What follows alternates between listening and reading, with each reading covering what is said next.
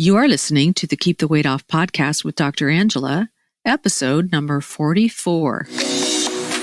Welcome to the Keep the Weight Off podcast, where we bust all the dieting myths and discover not just how to lose weight, but more importantly, how to keep it off. We go way beyond the food, and we use science and psychology to give you strategies that work. And now your host, Dr. Angela Zechmann. Well, hello, friends, and welcome to December. Today's December 1st. The holiday season is officially upon us, although, it actually started last week after Thanksgiving. But in some situations, it starts after Halloween, right? Some of us have had the holiday season going on for quite some time already. But now it's December. Can you believe it's December, Marchelle? Oh, my God. No, I can't believe how fast this year has gone by. Oh, it's been incredible. And, I hear that as you get older, the years go by faster and faster. I don't know if you've noticed that, but I definitely have. Yeah. Well, 2022 is going to be here before you know it. And I want all of our listeners to know that I have something special planned for January. It's called a 30-day Done with Dieting boot camp. So you got that? We're done with dieting, right? I'm super excited because in the course of 30 days, I'm going to teach you everything you need to know to lose weight, the mindset strategies, the biochemistry of the body, and how to stop dieting and discover how to nourish the body properly so that you can lose weight. So keep your eyes and ears open later this month for an opportunity to sign up for this boot camp. Super, super excited to be able to offer this. Now, in the meantime, we have to get through the holiday season, right? So, that's the hard part. That's the hard part, getting through the holidays, right? So most people actually gain weight over the holidays, sometimes as much as 5 or 10 pounds, and sometimes even more than that. And so personally, I think it's really great if we can just maintain our weight in December and not gain anything. Occasionally, we do have a few people who will actually lose weight through the holidays, and that is really awesome. So we wanted to kind of develop the right strategies here. So that's what I want to do in this podcast, is to give you some strategies for maintaining your weight.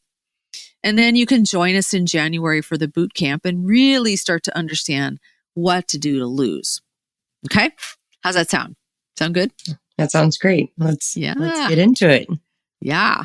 Well, the first thing I want you to do is to just pull out your calendar and take a look at what you have planned for this month. So everybody, either get your phone out if your calendar's on your phone, or just take a look at what you have planned for this month. So I suspect that your calendar is going to be a little bit busier than it was last year, but you might not be back to the pre-COVID activity levels. So for example, is there an office Christmas party or a work Christmas party this year? They probably call it a holiday party, a work holiday party. Or do your kids have functions at school? Are there holiday ballet or band recitals? That sort of thing. Are there any charitable events that you're going to be attending? We had a Christmas forest auction here in Olympia for many years, but they didn't do it last year at all. They're going to do it virtually this year, which I think is going to be a little bit different. But, it's just something that's going to be going, so something to put on the calendar. I see that live theater is open again, and there are concerts to go to. So you might have some things going on that you didn't have going on last year. And I just would encourage you to look at your calendar and see what you have going on this month. Okay? Find out exactly how many days there are where there are going to be special occasions. Probably what you're going to find out is that most days in December are just going to be normal days, just routine weekdays, and maybe even some just routine weekend days too. There may be special events on weekends, and you may be hosting guests or traveling over the holidays, but really, most days are going to be pretty normal. Now, there are a lot of extra jobs like decorating the house and buying and wrapping and perhaps mailing holiday gifts, or planning for hosting guests or traveling to other people's homes, planning holiday meals. So those kinds of things do take up time. If you have events to attend, you got to figure out what to wear. That can take time.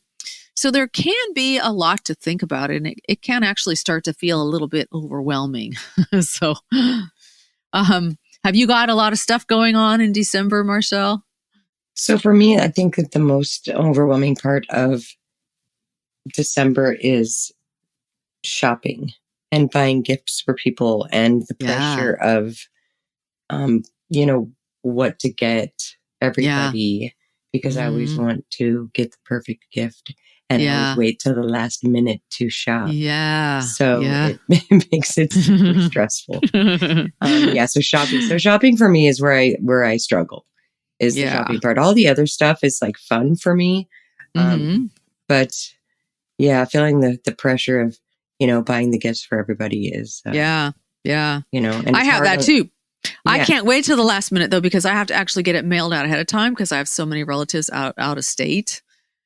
So I'm like, I have to be done with all of it by the 14th pretty much, or it's not going to get there in time. So anyway, there's a lot to think about, and so just recognize that December can be a little bit crazy for people. Here's my advice for all of our listeners. Pick and choose. You don't actually have to do it all. You don't actually have to do anything. Remember the podcast I did a few weeks ago on have to thinking? Well, you really don't have to do anything. Pick and choose and do only what you want to do. So if you don't want to decorate, then don't decorate. If you don't want to go to the office holiday party, then don't go to the office holiday party. Be very deliberate about what you say yes to. Remember, anytime you say yes to something, you say no to something else, right? There's only 24 hours in a day. And so you want to look at your calendar and say, okay, if I say yes to this, what am I saying no to? What would I be spending my time on that I'm saying no to? Because oftentimes what you're saying no to is sleep or exercise or meal planning and grocery shopping time, or just the downtime that we need to feel balanced. So remember, we're not machines. We're human beings, and we need time for rest and for doing nothing so that we can recharge our batteries. So many people, they see their batteries start to go low on their phones and they're like getting it plugged in right away. But we don't do that for ourselves. We just are like, oh, we just keep going. We don't need to recharge. Well, I think that, so honestly, I think that's kind of how our society is right now. I mean, just it's gotten this way where I think social media has portrayed that people can do everything all the time. Like you compare, sometimes I compare myself to the things that I see on social media where, this person does it all. They work a full-time job and they can get all their shopping done and they can do everything for the kids. And, and it's like this, for me, it's like this pressure to be able to do it all, because I think that social media portrays that people can do it all. And it's not okay. And I think I grew up like with parents that were sort of maybe workaholics in a little bit of a way where, it's work, never stop, and never take any downtime. And, I maybe a little bit, of a competitiveness, like, well, my sister does this, but I can do this, this, and this. And so Christmas time for me, that, and maybe for other people, you want to, I don't know, I'm a people pleaser.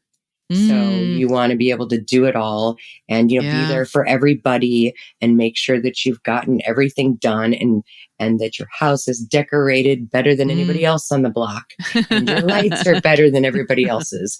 And, I think that I don't know if anybody else thinks like this, but that's sort of what happens during Christmas for me personally. And like I said, the shopping part is where I feel the most pressure, because you don't want to leave anybody out, even though sometimes you can't afford to buy your kid, like the PS5 or whatever the heck, is popular that year. But everybody feels the pressure of doing it because they want to keep up with everybody else that's doing it.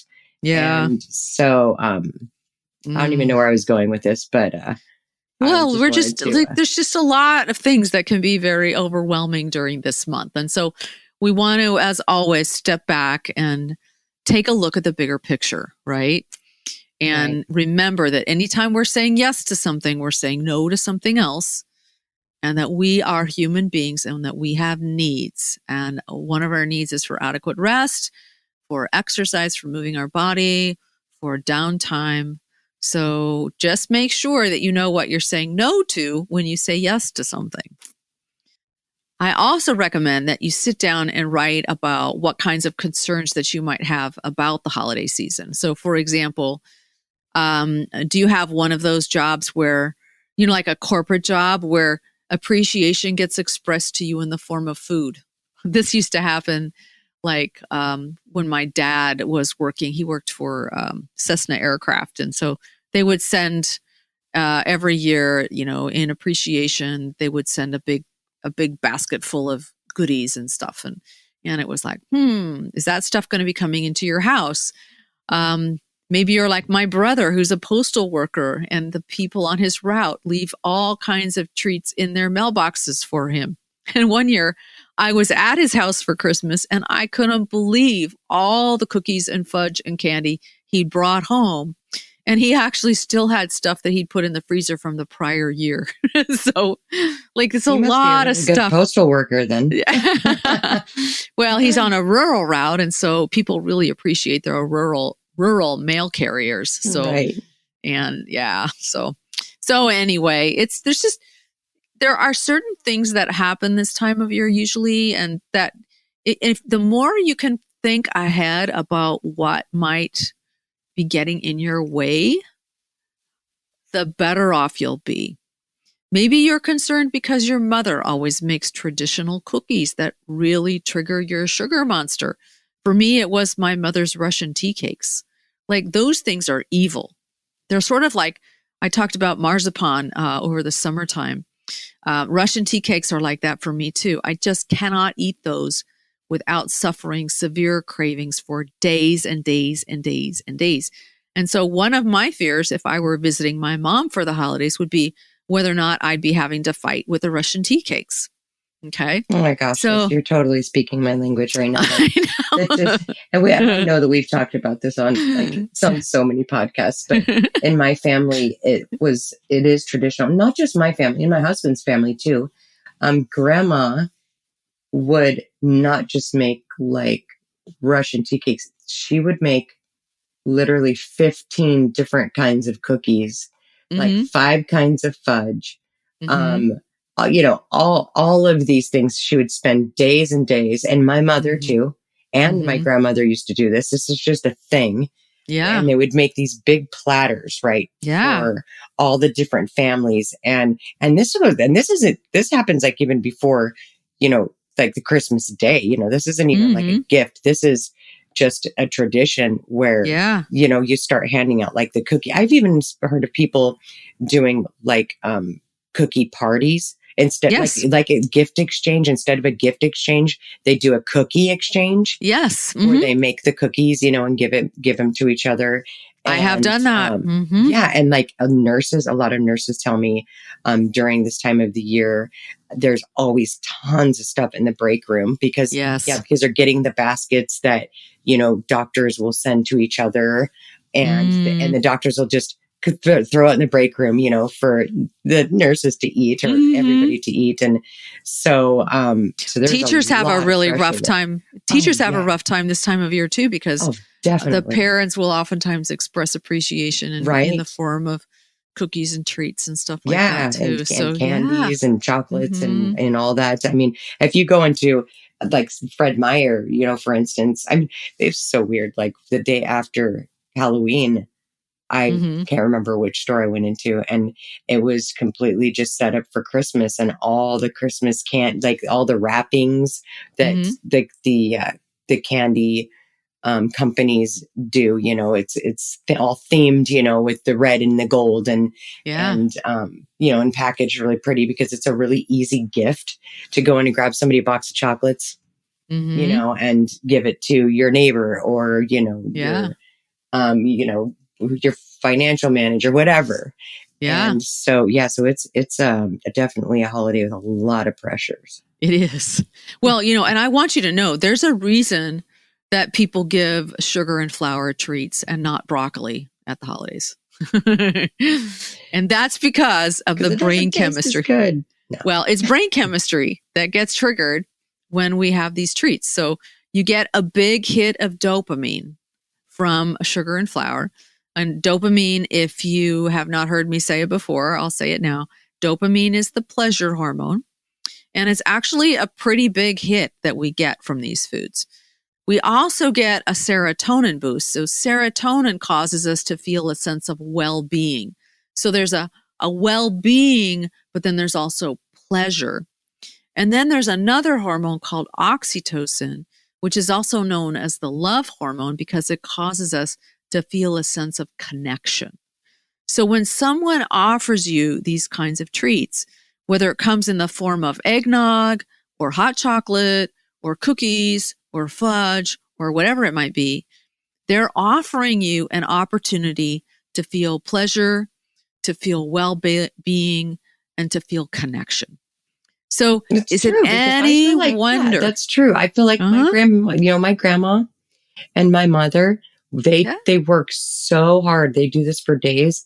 And this is definitely a labor of love. Mm-hmm. I mean, they're doing it because they love you and they make all of these treats out of love. Mm-hmm.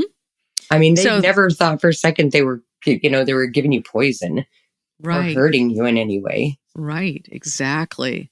So these types of cookie treats, fudge treats, whatever it might be, they're very popular and ritualized over the holidays in particular. So I just want to have that background, have that set up as a background, because you're going to have to make a decision. So let's say this year you decide to be proactive and you decide ahead of time that you want to have a healthier holiday season. I would assume that most of our listeners might be feeling that way, or they probably wouldn't be listening to this podcast, right? But let's say you're worried. You're like, well, this person has just spent a lot of time making this stuff, or they usually do spend a lot of time. What are they going to think? Are they going to be upset with me if I tell them I don't want their gift this year? Or are they going to get upset with me if I actually turn the gift down? And you have to ask yourself, well, how are you going to handle that? So I can imagine several different options for handling these situations. The first option is to let everybody know ahead of time that you just don't want any food gifts this year. And just let them know, I'm wanting to up-level my health. I've begun to realize how important my nutrition is. I'm focused on feeding my body, nourishing food. And I just want to let you know ahead of time that I really don't want any cookies or fudge or whatever the traditional treat may be. So you can do that. Okay. And that is a perfectly fine option. The second option is to accept the gift, give appreciation to the giver of the gift, but then throw the food out as soon as you can. Now, this is interesting because actually, the act of giving and receiving occurs at the time the gift is given, not later. It doesn't ever actually really matter what happens to the gift. So you can accept it at the time, but then not eat it. So can you imagine doing that, Marchelle? No, it goes against everything that I've ever been taught. Oh, man, that's a hard one. Yeah. Well, and then there's... I can understand why you're saying it, but I have to admit. Sounds crazy, I know. It's hard because I love my grandma so much that I couldn't hardly bear to throw away something that she made. And so, and I'm well, so then let's talk. let's talk about the third option, which is to give thanks for the gift and then go ahead and eat it without guilt. That's always an option too. Well, that doesn't happen either. I mean, I go ahead and eat it and I feel totally guilty. Well, so that wasn't part of option 3 though. So listen to the rest of option 3.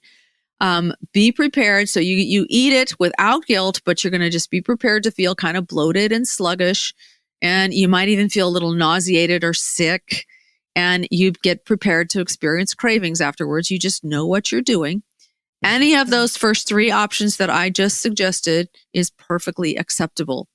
But what's not acceptable, in my opinion, is the option that you just talked about, Marchelle, which is to go ahead and eat the treat and then beat yourself up and feel guilty afterwards. So that's not an exceptional option in my view. So please don't do that. Okay? Because what's going to happen is those feelings of shame and guilt are going to set you back farther than any treat ever will. Okay? All right.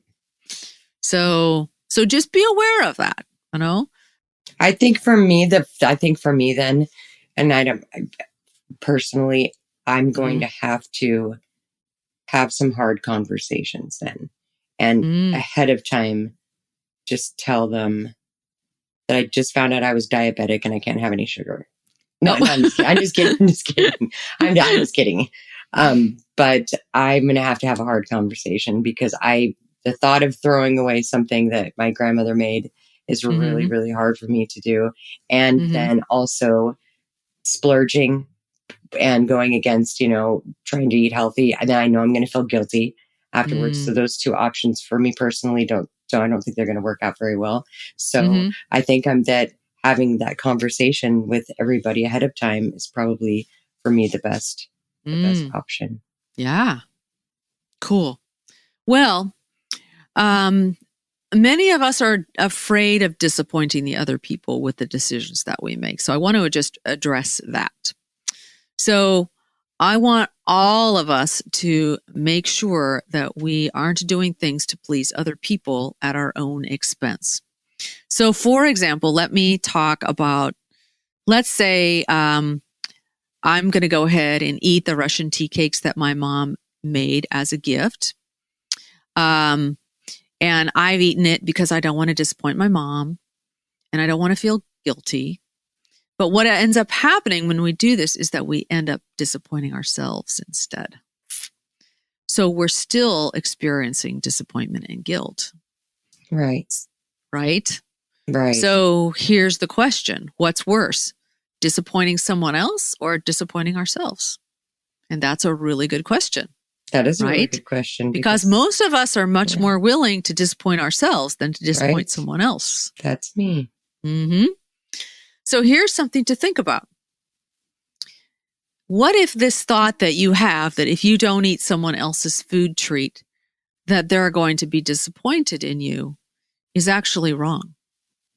Because you don't actually know for sure how they'd feel. What could end up happening to you in particular, Marchelle, is I'm just thinking about this. If you tell your grandma that you would prefer not to have any of her cookies this year, that you really appreciate all the effort that she puts into them, but you're also discovering that you really want to be a healthy person and they trigger all kinds of cravings in your brain and they make it really hard for you. And so could she please not give you any cookies this year? She might actually be relieved because she might be sick of making these cookies and she might be doing it out of obligation. All right. So I'm more thinking about what I'm going to say to my mom. The truth is you don't really know how the other person feels. Maybe they don't care at all. Okay. So maybe this whole idea that you're disappointing somebody else by not eating their food treat is just a story that your brain is making up. And so then you end up disappointing yourself for the sake of a story that's going on in your head and in your head only. Okay. It's possible. It's entirely possible. Totally possible. But let's take the other end of it. Let's say that, yes, they actually would be disappointed if you came to them and said, I don't want to have any of those treats, and please don't make that for me. If you go ahead and eat it, even though you didn't really want to, guess what you're doing? Okay, listen carefully yourself to what I'm about to say, because this is a very interesting thing that we do from a psychological perspective. what we do unconsciously is we manipulate the other person. What we're doing is we're trying to manipulate how they feel about us by only doing things that please them. And we learned this as children. I mean, I don't want us to think that we're horrible people or anything if we discover that we're doing this. We learn as children that we'll be accepted into the fold if other people think kindly of us. But what ends up happening is we're not standing in our own truth. We're trying to control how other people feel about us by basically doing things that we know are going to please them. And this is what happens when we become people pleasers. Is that interesting or what? Yeah, because we all want to be loved and accepted, right? Mm-hmm. So, yeah. I mean, I don't know, who doesn't? Right, exactly. So, but what we end up doing is we set aside our own truth for the, so that the other person, so we're being dishonest, basically. We're not being authentic. We're being dishonest so that the other person will like us. So we're unconsciously trying to manage the way they think about us. We're trying to manage their thoughts about us. But I think growing up, that's what we called being polite, not manipulative. Yeah. Well, when I learned this, though, it was a huge aha. It was absolutely huge. Because when we are people pleasers, and I am one of them, and I know lots and lots of people who are, what we're doing is we're trying to manipulate the way other people feel about us, and we're not being true to ourselves. Instead, we make sure that we're controlling how they feel about us. So that's one of the huge things that we talk about in detail in Journey Beyond Weight Loss. So again, remember that losing weight and keeping it off is about a lot more than just food. It's about really learning how to give up these games that we learn to play, particularly as children, and learn how to be authentic and learn how to really love and appreciate and value ourselves. Okay. Yeah, that's heavy. I mean, that's just a heavy bit of information because it is. It kind of hurts the heart because then it makes me kind of understand what low self-esteem I have. Well, again, you want to be more curious and kind and compassionate with yourself, because this is what we learn to do as children. We learn to please the people that have power over us so that they will think well and kindly of us so that we'll get what we want, right? So we'll get, we'll be loved and accepted, and we'll get our A's in school, and we'll get our privileges from our family and all of that. So we learn to be people pleasers. And so learning how to be authentic and letting people know what our truth is can be really challenging and difficult. So that's what we really help you with in the online membership. So, and it's not easy. I'm not even going to begin for a moment to say that it's easy. I am going to say it gets easier with practice, though. Okay. So when it comes to the holidays, what I say is, let's stop the holiday craziness and let's take an empowered approach. That's what I want each of you to do. The most important thing that you can do is to make your holiday food decisions in advance. Make your holiday plan decisions in advance as well. Make sure that if you don't want any food gifts this year, let people know in advance. If you do want to partake in some special holiday treats, decide all of this in advance. The important thing is that you do all of this consciously, without guilt, without shame, in an empowered way. Try not to control other people's opinions of you, and instead accept that sometimes people just aren't going to like it when you make the best choices for yourself. Okay? Sometimes they're not going to like it, but you deserve to be living in a strong, healthy body that you're proud of. And taking care of yourself this holiday season is actually what's most important. Is that making sense? Definitely making sense. Just kind of hitting in the heart. Yeah.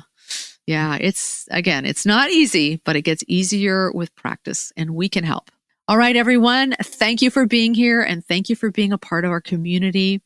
And remember always to rate and review the podcast on iTunes. If you have not already done so, if you have done so, thank you very much. If you haven't done so, get into iTunes and rate and review this podcast because that way other people will find it as well.